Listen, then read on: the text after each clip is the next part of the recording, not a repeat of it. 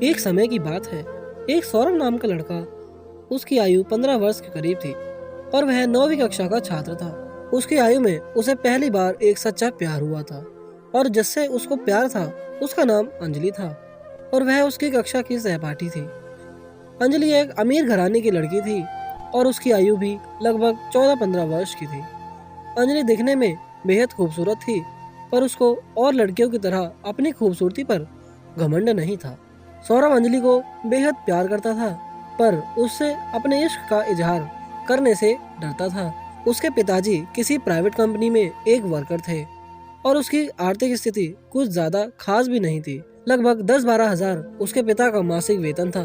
इसमें उसकी स्कूल की फीस देना, घर चलना इत्यादि कार्य करना मुश्किल होता था। इसलिए इसी डर के कारण ही उसकी हैसियत अंजलि से बहुत कम है, इसलिए वह उससे अपने प्यार का इजहार करने से डरता था।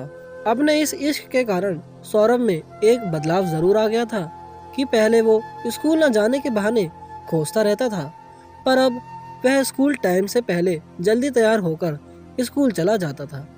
उसके माता पिता सोचते कि उनका बच्चा अब सुधर चुका है, पर वह बात तो सौरभ ही जानता था कि वह कितना सुधरा है। समय बीतता जा रहा था, पर सौरभ अंजलि से अपने इश्क का इजहार करने में यूं ही डरता रहा। बस चोरी छुपे ही अंजलि को देखता रहता था। हाँ, कभी कभी दोनों में बात भी हो जाया करती थी, लेकिन पढ़ाई के टॉपिक को लेकर हुआ करती थी। समय धीरे धीरे गुजरता गया।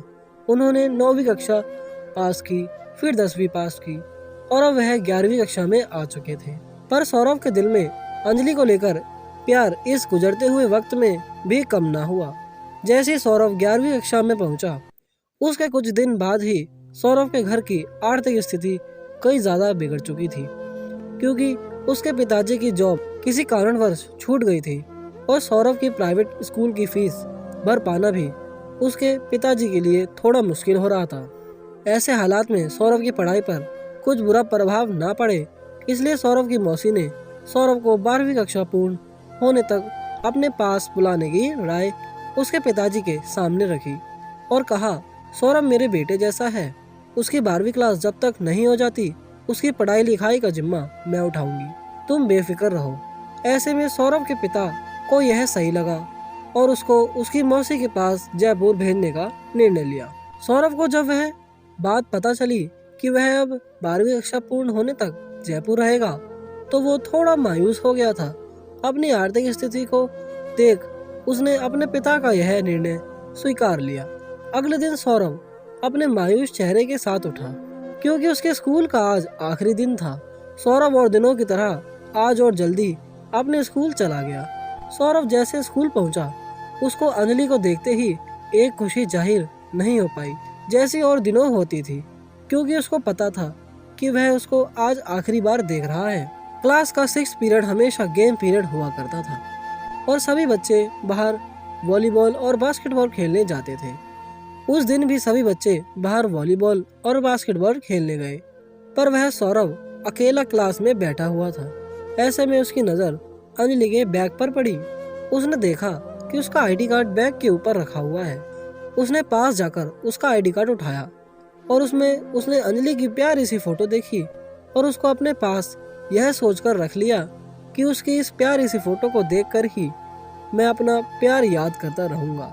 अगले दिन सुबह होते ही सौरभ अपनी मौसी के साथ जयपुर के लिए निकल गया और अब सौरभ अंजलि से हमेशा के लिए जुदा हो चुका था।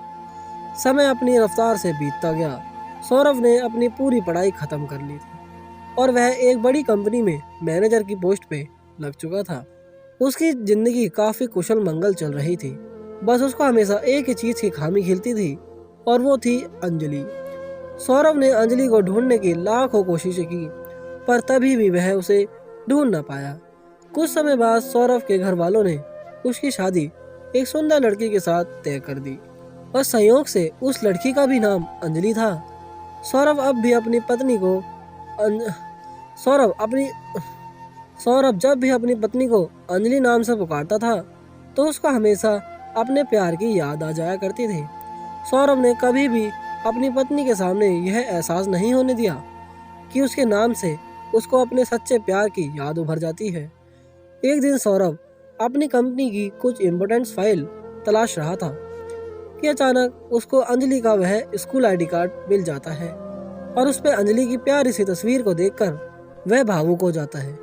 तभी अचानक उसकी पत्नी किचन से कमरे की तरफ आती है और उसके हाथ में वह आईडी कार्ड देख लेती है और उससे पूछती है कि यह आईडी कार्ड आपका है क्या, जरा दिखाना मुझे। सौरभ उसको किसी बहाने से ना दिखाने के लिए मना कर देता है, पर उसकी पत्नी जैसे तैसे उससे वह आईडी कार्ड छीन कर देख लेती है। फोटो देखते ही उसकी पत्नी को याद आ जाता है कि ये तो वही आईडी कार्ड है जो मेरा 11वीं कक्षा में खो गया था। उसकी पत्नी फिर उससे पूछती है कि ये तुम्हारे पास आईडी कार्ड कहाँ से आया, इसे तुम कैसे जानते हो। सौरभ अब पकड़ा गया था और वह अब यह नहीं चाहता था कि वो अपनी पत्नी से इस सच को और छुपाए कि यह उसका बचपन का प्यार है। उसकी पत्नी के पूछने के दौरान ही सौरभ अब सच बता देता है कि वो अंजलि को बचपन से लेकर अब तक कितना बेइंतहा प्यार करता है। उसके इतना कहने के तुरंत बाद ही उसकी पत्नी उसको बताती है कि यह फोटो तो मेरी है, यह मेरा वही आईडी कार्ड है जो 11वीं कक्षा में खो गया था।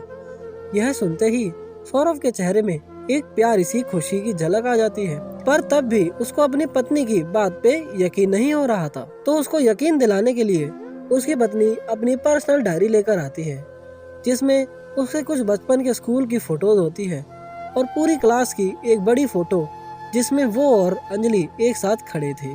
इन फोटो को देखते ही सौरभ की आंखों में आंसू आ जाते हैं क्योंकि उसको उसके बचपन का सच्चा प्यार, जी हाँ, उसके बचपन का सच्चा प्यार अंजलि आज उसके सामने उसके पत्नी के रूप में खड़ी थी। सौरभ के यूं आंसू देख अंजलि की आंख भी आंसू से भर आई और वो उसको प्यार से अपने गले लगा लेती है।